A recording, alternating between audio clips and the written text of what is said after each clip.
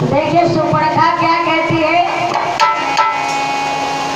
भगवान राम से कह रही है कि तुम सम पुरुष नमो सम नारी।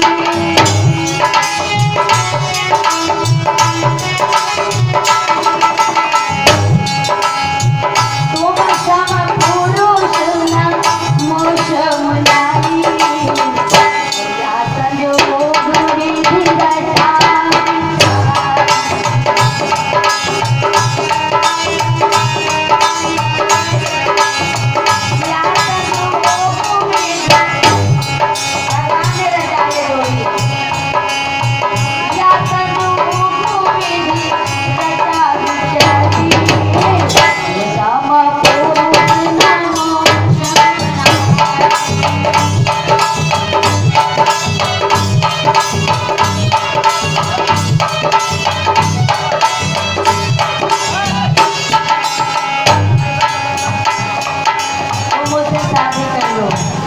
हमारी तुम्हारी जोड़ी बड़ी अच्छी लगेगी, लोग देखेंगे। भगवान राम कहने लगे हैं सुंदरी, मैं तुम्हारे साथ शादी नहीं कर सकता। बगैर क्यों? तो भगवान राम कहने लगे सुनो, मैं क्यों नहीं कर सकता, क्योंकि मेरे सामने समस्या है कि मैं कुआरा नहीं, विवाहित हूँ और एक नारी व्रत रखता।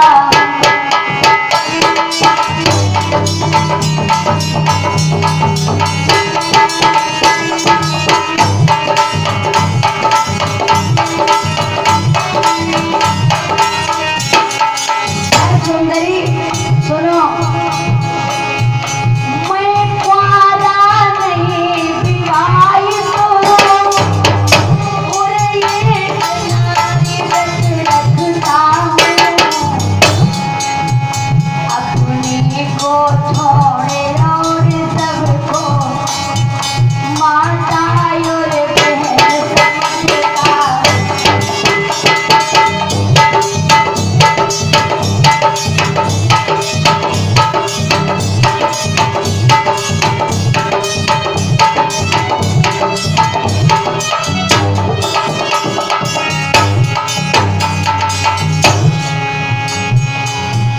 मैं कुआरा नहीं हूँ, मेरी शादी हो चुकी है और मेरी अर्धांगिनी श्री सीता जी मेरे पास में बैठी हैं।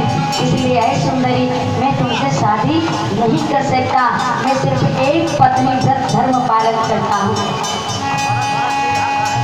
सुपर्णखा कहने लगी मैं तो बड़ी आस लेके आई थी आपके पास में और आप रिश्ता ठुकरा रहे हैं। मान जाइए ना, शादी कर लीजिए। तो भगवान राम कहने लगे नहीं सुंदरी, मैं शादी नहीं कर सकता। मैंने कहा ना, अरे कहा इतने दिन तक मैं कुंवारी आपके लिए बैठी थी और आप कह रहे शादी नहीं करेंगे। इतने दिन तक मुझे कोई पसंद नहीं आया, इसलिए शादी नहीं किया। अब तुम्हें देखो मन माना है वीर, कि अब तुम्हें देखो मन माना है और शादी की राय हमारी।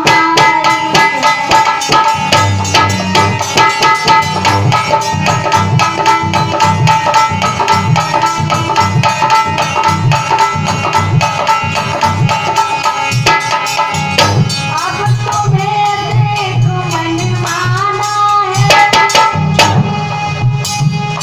ये सबके पे दिल नहीं आता है। देखो तुम्हारे ऊपर मेरा दिल आ गया है, इसलिए मैं तुमसे शादी करना चाहती हूँ। अब तुम्हें देखो मन माना है, शादी की राय हमारी।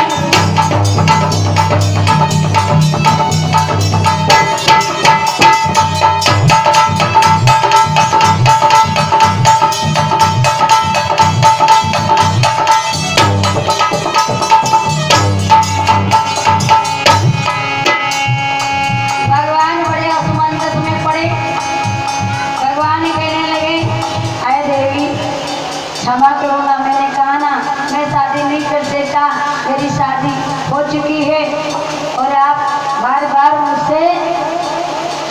शब्द मत कहें। शूर्पणखा कहने लगी देखो ये बात तो बनी नहीं, एक लड़की आपके सामने खड़ी याचना कर रही, आप ठुकरा रहे। मैं तो इतने दिन तक कुंवारी रही, वो भी तुम्हारे लिए। भगवान राम जानते हैं ये कुंवारी नहीं है, इसकी शादी तो हो चुकी थी। तो वास्तव में शूर्पणखा की शादी हो गई थी, लेकिन इसका पति मारा गया था और किसी और ने नहीं मारा था। लंका पति रावण ने ही अपने बहनों का वध किया था।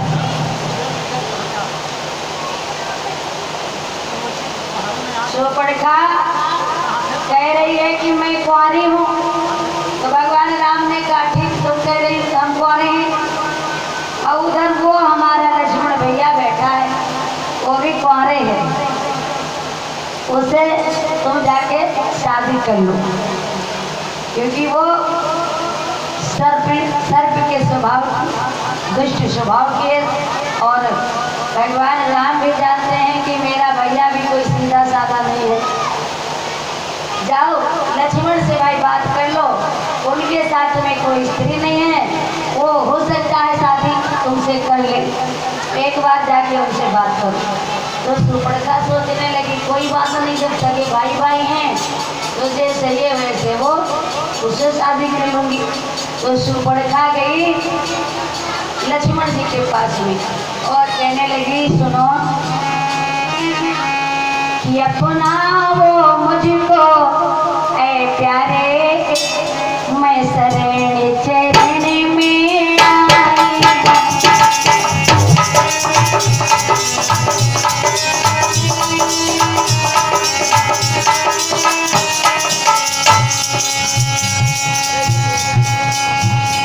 अपना वो मुझको ऐ प्यारे मैं शरण चरण में आई हूँ।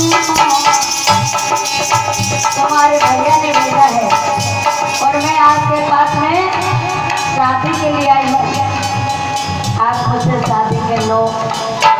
तो लक्ष्मण ने उसको ऊपर से नीचे तक देखा, नजर डाली और लक्ष्मण जी कहने लगे भैया बदतमीज नालायक लड़की, तुझे शर्म नहीं आती?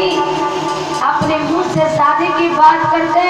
अरे हमारे देश में लड़कियां अपने मुंह से शादी की बातें नहीं करती। तू कितनी निर्लज्ज बेहया लड़की है। ऐसी लड़की तो मैं पहली बार देख रहा हूँ जीवन में, जो अपनी जुबान से शादी की बात कर रही हो। और देखो तुम यहाँ से सीधे चली जाओ, क्योंकि मुझे तुम्हारा ये व्यवहार कतई अच्छा नहीं लगा। जाओ, मैं तुमसे शादी नहीं कर सकता। अरे कहा आप इतना नाराज क्यों हो रहे हैं? लोग तो शादी की बात सुनते ही मन में रसगुल्ले फूटने लगते और आप इनकार कर रहे हैं। क्यों कर रहे हैं? क्या मैं अच्छी नहीं हूँ? देखो मेरी तरफ। तो लक्ष्मण जी कहते माता जी उनका क्षमा करो, गिर पड़ते हाथ जोड़। माता जी क्षमा करो। और शूर्पणखा को जब माता कह दिया ना, तो शूर्पणखा को और तीव्र गुस्सा आई। कहने लगी देखो ये मुझे माता बता रहा। ये बता तुमने मुझे माता क्यों कह दिया? किस रिश्ते से तुमने मुझे माँ कहा, ये बताओ। कि मात को नात बताव होता कहोगे ही कारण से माता।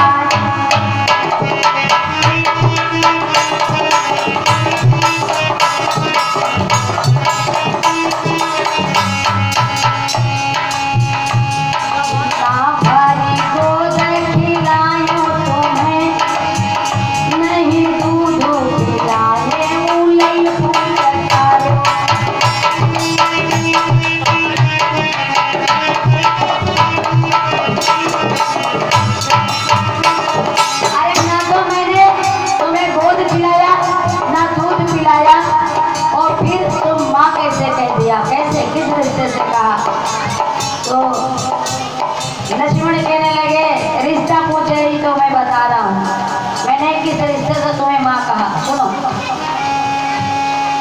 मात को नाथ बताऊं तुम्हें, तब प्रेम से बोली पड़े ब्रह्मचारी। सुन लो कि उरिया से लिए नारीपन की, और भैया के समीप जब तू पधार।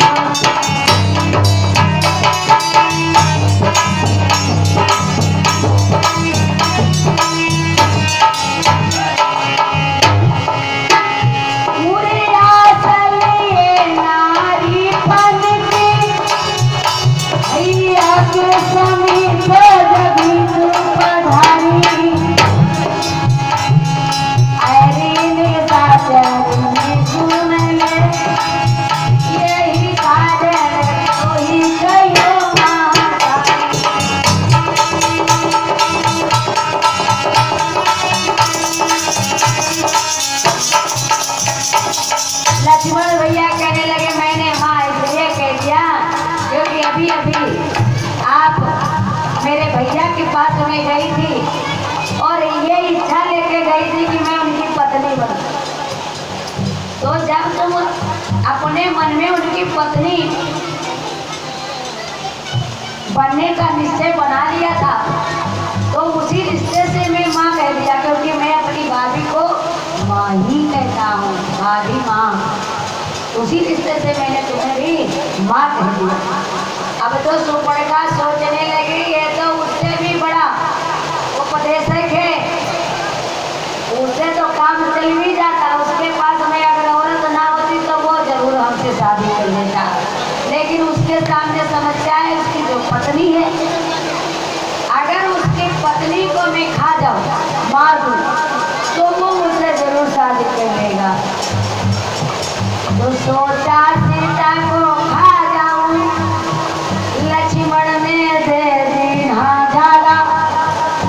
और उसने क्या किया, सीता जी को खाने के लिए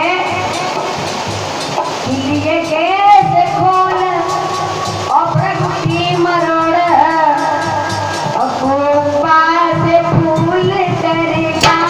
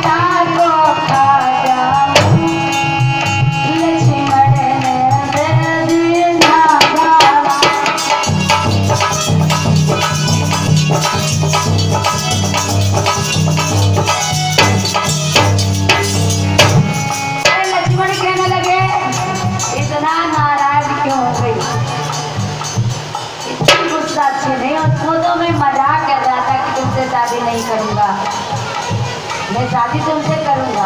मगर देखो जब लड़की की शादी होती ना, लड़के की शादी होती वो प्रणय सूत्र में बनते हैं, तो लड़के के सर पर मोहर होता है और लड़की के सर पे मोहरी बांधी जाती है और 7 फेरे लिए जाते हैं। तो माना कि यहाँ पे खम्भ मारो नहीं है, मगर इसी कुटिया को मैं खम्भ मान के 7 फेरे कर लूँगा, लेकिन सर पे तो कुछ बांधना चाहिए। सोचने लगी, राजी हो गए, जरा सा गुस्सा किया, देखा काम बनने जा रहा, अब उसे नहीं पता कि क्या होने जा रहा।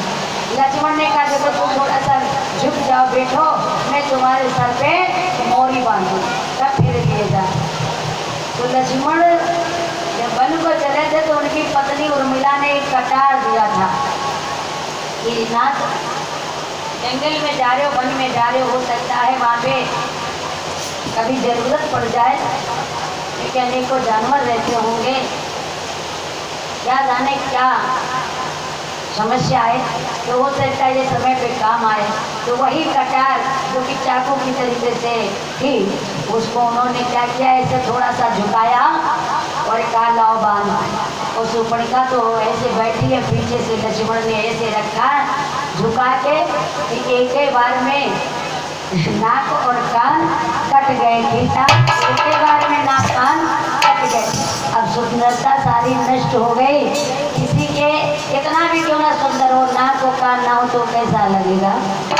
तो नाक कान बिन भई विकराला, उसका विकराल रूप हो गया और चिल्लाती हुई भागी वहां से कि पापिनी दैया मैया करे शोर बन खन में छाई दो।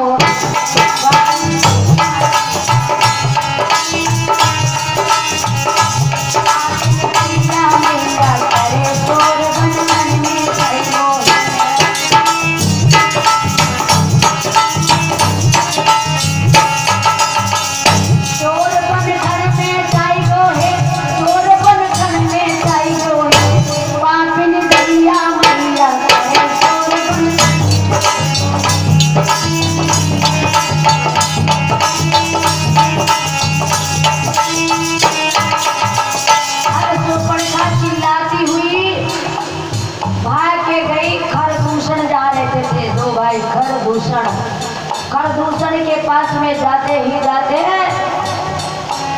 खून गर्म कर दिया, भैया भैया, और जैसे चिल्लाई तो खरदूषण अंदर से निकले।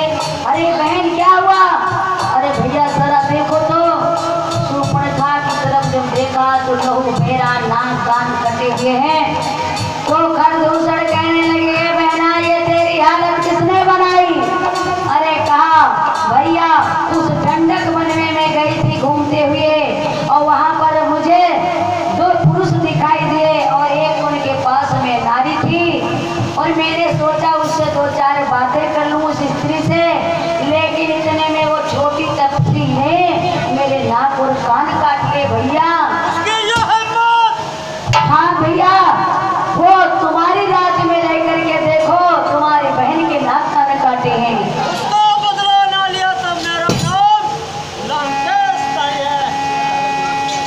आज खरदूषण ने सोचा मेरी बहन के नाक कान काटे हैं, उनको मैं छोड़ूंगा नहीं। उसी वक्त सेना सजाई और लेके पहुंच गए। और इतनी सेना को जब राम लक्ष्मण ने देखा आते हुए तो सोचने लगे इतने लोगों से लड़ना तो संभव नहीं है, ये तो भारी सेना के साथ में आ रहे हैं खरदूषण।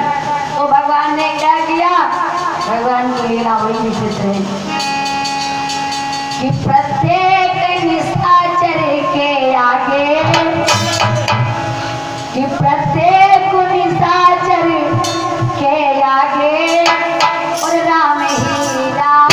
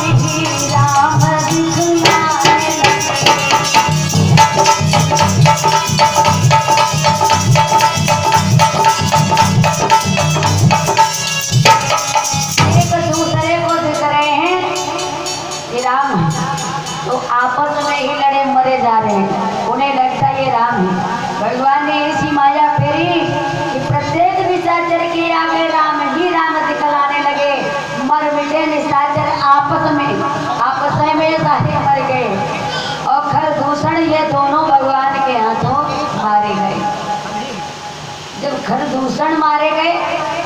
तब सुपर्णखा को जब पता चला कि मेरे भैया खरदूषण मारे गए हैं इनके हाथों, तब सुपर्णखा रावण की बहन लंकापति रावण के पास में पहुंची और कहने लगी भैया भैया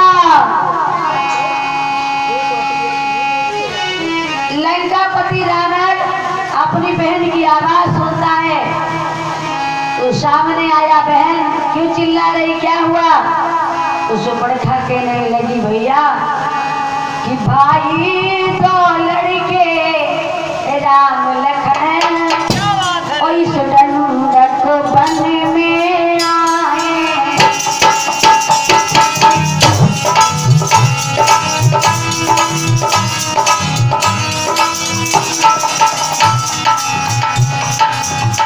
भाई दो लड़के राम लखन इस दंडक वन में आए।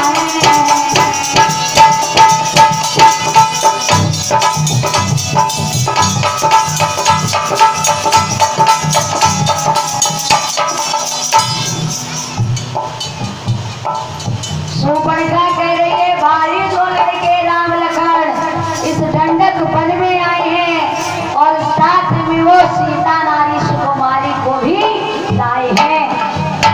और मैं उधर अचानक निकल पड़ी उस तपस्विनी से मिलना था।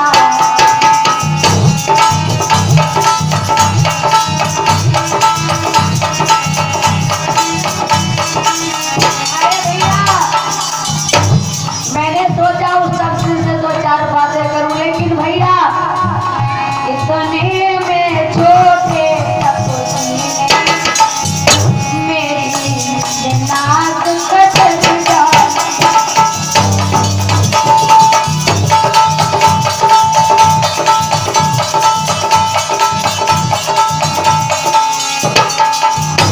अब मेरी नाक गई सो गई।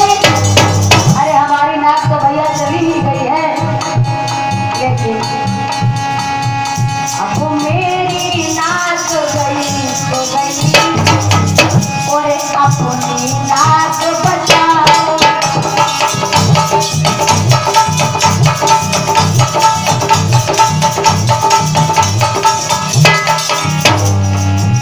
जब जगह में ऊंची नाक नहीं तो नकटा नाम बदलो। जब जगह में ऊंची नाक नहीं तो नकटा नाम बदलो।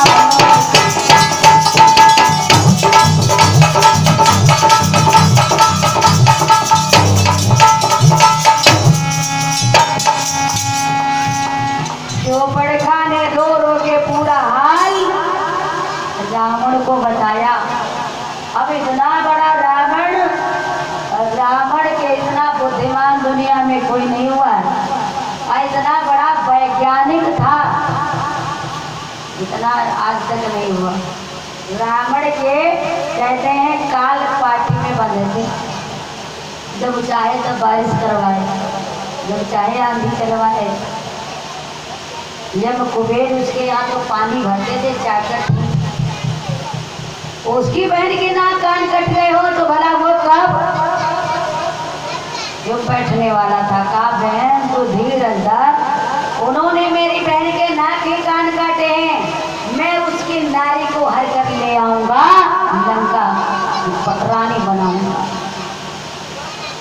आज सुपर्णखा को धीरज बनाया और लंकापति रावण वहां से चला, मारीच मामा के पास में पहुंचा और मारीच मामा से कहने लगा, मामा एक बड़ा जरूरी काम तुमसे है।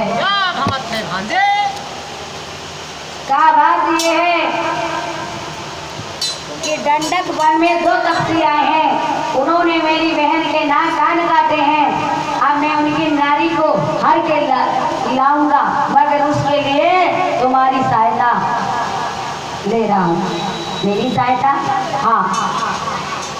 कहा मैं क्या सहायता तुम्हारी कर सकता हूँ? तो रावण कह रहा है कि तू चल कर माया मृग बन जा और मैं सीता को हर लाऊं।